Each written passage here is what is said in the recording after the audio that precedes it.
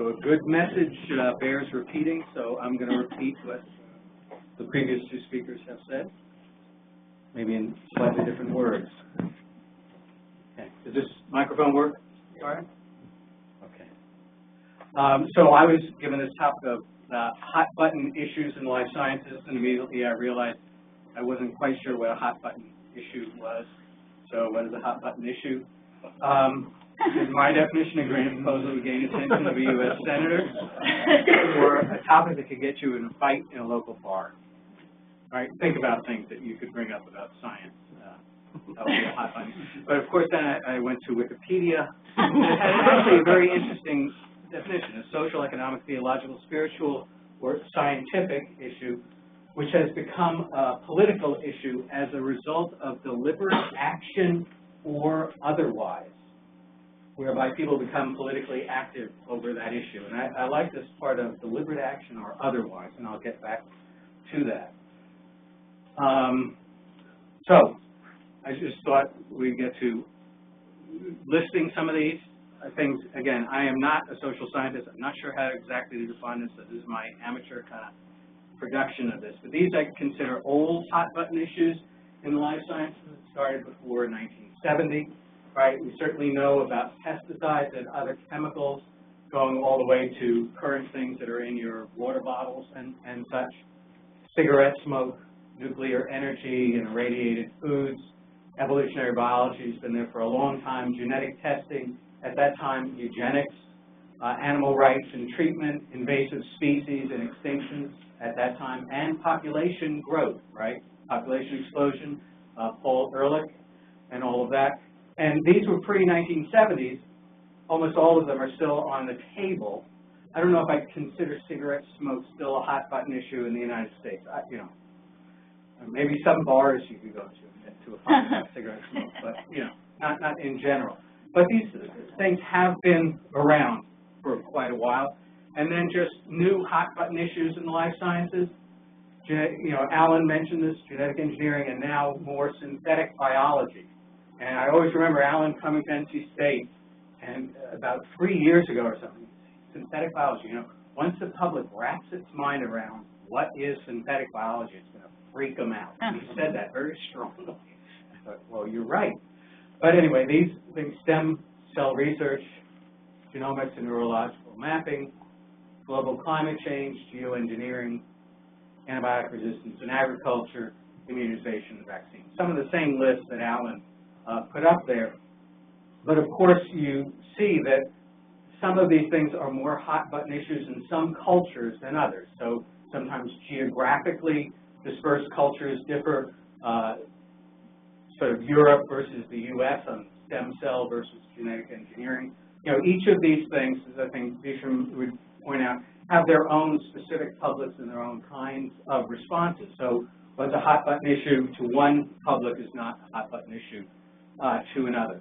So we could go on, and I will get into this a little bit, but I also thought it was interesting to sort of contrast that to what is not a hot button issue, right? Biological control, not organic agriculture. You might be able to get in a fight about organic agriculture, but bed nets for malaria, genetic engineered medicines like insulin, radiation breeding. I put nanotechnology here. I don't know what Dietrich would think about it, but I always think if I went into a bar and said, I'm against nanotechnology. You'll be fine. And then synthetic organs. But I just want to point this out, and the reason I put these up is because I think if you ask a scientist, who knows about this, and asked about what are the risks of these kinds of phenomenon or these approaches, it's quite a bit happened because of biological control. People think back about the cane toad that took over Australia. All of these sort of efforts of, scientists with white hats doing all of this work, leading to bad results. More people have probably died from organic agriculture, people say, than from genetically engineered plants. But there's reasons why these are not hot button issues, whereas the others are. So, what does a life science topic become a hot button issue? So this gets back to that Wikipedia definition. I thought it interesting. As a result of deliberate action or otherwise. And I sort of hedge this one a little bit because I don't care how much deliberate action you would have on biological control or organic agriculture. I don't think you're going to turn them into hot button issues, but it sort of depends on who's going to take that deliberate action. And I think May brought that up. You know, we're not going to all dress up in bee outfits. If somebody does, that's that deliberate action. But I think there's also this thing about or otherwise. Do things become hot button issues just because of something inherent in themselves, not because of deliberate action? So I guess that's why I was sort of thinking, you know, about these ones that are not hot button issues and why nothing comes of that. So the one I want to focus on, because that is something I know more about, is genetic engineering as a hot button issue and some things about it. And what I guess I want to get to a little bit is something that's gone around in the room a little bit, is about whether it maybe is also the scientists who are defining the issues and having such a narrow perspective that they don't see sort of the broader issue and why something is hot button. So I was on actually two National Research Council committees dealing with safety of genetically modified crops. And these went on for a long time. You know, some of you know what these committees are like. And we, I don't know what the word would be, we didn't invent this, but we sort of supported this idea that was in the scientific community, that when you're looking at a genetically modified crop and you want to assess its safety, the way you do it is based on the product, what you have developed. So if it's a crop that has resistance to Roundup herbicide, you look at the gene that was put in, you look into that. If it was a crop that was modified to kill caterpillars based on putting one gene from an organically used bacteria into the crop, you look at that gene, how it's being expressed, what the product is, what it's making. And what you do not do is look at the process, because the data indicated that it didn't matter whether those genes or that quality of the crop came from the process of transferring the gene from another organism or by regular crop breeding. So there were cases where people had developed herbicide-tolerant crops just through plant breeding, breeding over and over again, looking for individuals that would be resistant to a certain herbicide and develop the crop. Well, those had herbicide tolerance, but they were developed by regular breeding. And then you have Roundup-ready soybeans or something like that created by putting a gene for resistance and using genetic engineering. The product in some ways could be very much the same, but the process was different. So these reports from the National Academy sort of came out with this understanding that it really was this product that was important. So if you could do new things with transgenics, can't think of something right now, but you could make something that would have lower amount of vitamin content or something else came about, then you'd have to look at that as a certain product, you know, what you had done to it. But there shouldn't be any other differences. So then when it came down to writing the report, and we were enforcing the idea of exactly how you would regulate genetically engineered crops, and all of a sudden we had to deal with the fact that we just said it's the product, but we weren't regulating the same crop if it was developed through regular means. And as scientists, you know, of course, this is not rational, right? So we had to come up with a way of making that work out and still not telling the USDA to regulate all crops that were bred one way or another. And what was said in the report was that somewhere down the line there should be some approach to examining or, you know, having some kind of governance over regular crop breeding. But that to have regulation on regular crop breeding right now would sort of decimate the entire field of conventional crop breeding. So that's why it shouldn't be done. So holding still to this product process thing. And these were scientists who worked on this really carefully to come up with that. So I think in some ways, you know, maybe it's we scientists who have the deficit because our paradigms are too narrowly focused temporally and spatially. Because we're just asking that question, is it safe to eat? And maybe, is it safe for the environment? But that's asking it in sort of a shorter term fashion, and just focusing here is okay for that. But other people didn't see it that way, right? So you had all of these protests and talking about people in bee suits, or what was that deliberate action? There were plenty of deliberate actions, and the deliberate actions were stop genetic pollution, biosafety now. And we were putting things out into the environment that were going to be harmful. So lack of trust in what the National Academy was saying.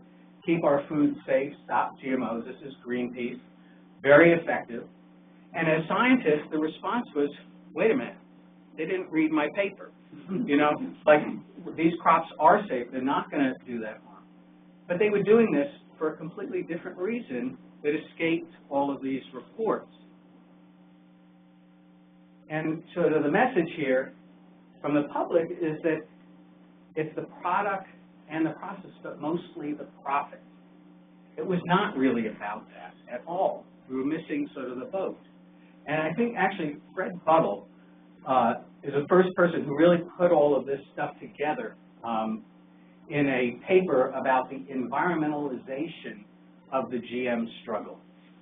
And what he was pointing out in this is that when genetic engineering started out and there was opposition to genetic engineering, it wasn't about food safety or environment. It was about ethics, morality. It was about playing God. It was about other aspects. And then it became about imperialism and capitalism.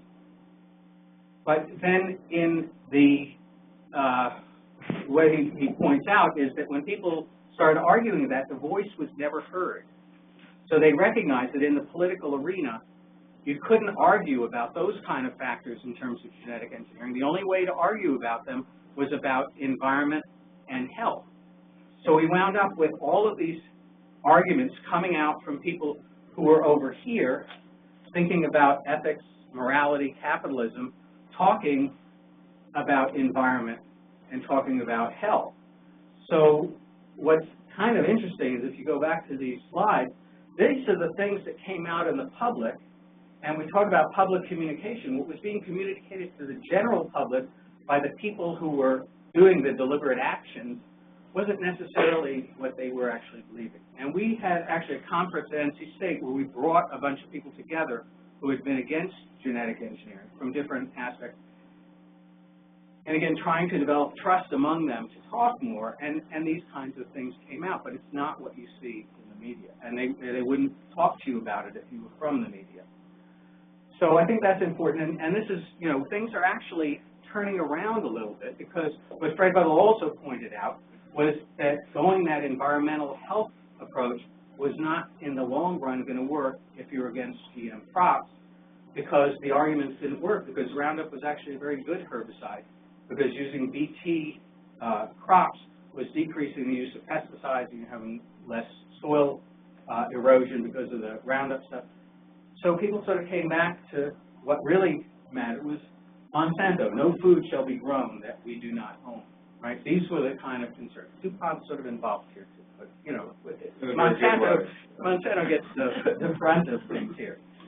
And then just recently, May 25th, this is the United States, and 285 cities around the world had a march against Monsanto. It's against transgenic crops, but it's a march against Monsanto. So if we're in this mindset of looking at the product and the process, and this is what we're communicating, and what the people are thinking about is something different, what's going on here. And again, I want to just point out one more thing. It's profit, it's also power and politics. And so we've been doing a lot of work in Peru, and Peru is very close to Brazil and Argentina, and Brazil and Argentina have huge amounts of transgenic soybeans. And Peru just issued a 10-year moratorium on transgenic crops. It was very interesting because Alan Garcia, the previous president, was about to sign legislation to enable the use of transgenic crops and the growing of transgenic crops. When Humala came into office, he turned that all around.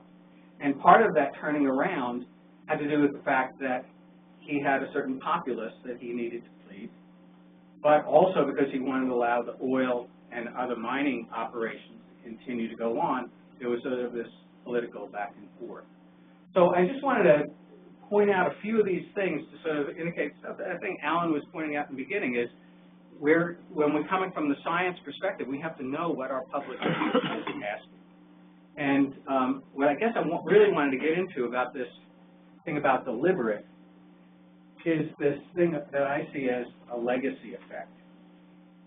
Because we had transgenic crops, the first things that came out in terms of transgenic crops were products by large corporations that helped farmers but not consumers. Had the first transgenic crops been developed by the Gates Foundation to have more vitamins in rice, would you have had the same setup? So all of these things came about not just because of the technology, but because of the use and who was in control. But the funny thing for us, and where we are here at NC State, is we're interested in using genetically engineered pests for their own demise or for making mosquitoes that transmit malaria not to be able to transmit malaria. These are not things that large corporations are interested in. But because this is, and when we bring people in to have conferences and talk about it, so we had people from the Sierra Club and Physicians for Social Responsibility who are against genetically engineered crops, and you ask the people from the Sierra Club, are you against using genetically modified mosquitoes so that they can no longer transmit bird malaria in Hawaii, which is helping to wipe out the indigenous birds in Hawaii? They have to think about that, right? The same thing with Decisions for Social Responsibility when you talk about mosquitoes that can't transmit malaria. Are you going to be against that because it's genetic engineering? So but we have, I think there really is that legacy, and I guess I wanted to bring that up because in terms of the public, in terms of understanding, sometimes the public is acting actually rationally, right? Because they have something they don't want to see happen, whether it's a corporation having control of seeds or whatever it is. But sometimes because of what they've been fed by the active people, they develop something that actually is not in their own interest. So I'll leave it at that.